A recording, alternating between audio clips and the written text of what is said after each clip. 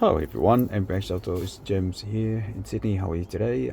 In this video, we would like to share the work that we finished already in the HINO truck 300 series 616 and 2020 model, which is MY21 as well. Now this one came with a factory LCD screen, which you can see it right here.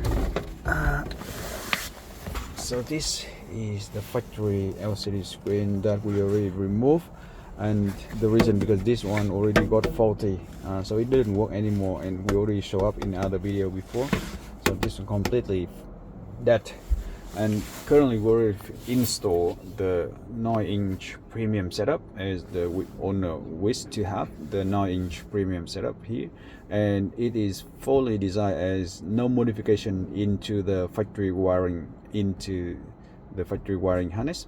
So what happened is that we designed the system that's plug into the main and everything of the truck, without any cutting, joint, sliding wiring into the truck, and it already been able to remain the power, the accessories, and everything for the head unit section, and also it will remain the factory reverse camera directly into our system as well. So you can see that I mentioned about the accessories. When we turn on the headlight in the nighttime driving, it will turn the system into the night driving light like that and dims the screen down. So that's a beautiful thing for the automatic dimming function.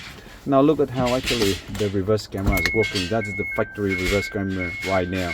The factory reverse camera in the truck hooked directly into our system, and it works straight into the new system, because that's what we designed it for.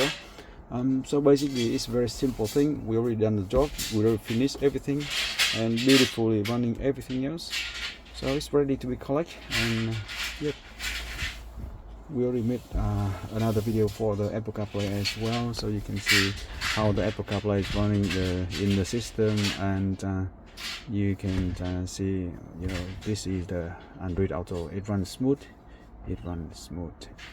Okay, so once again we would like to say thank you for watching, and we'll see you on the next one.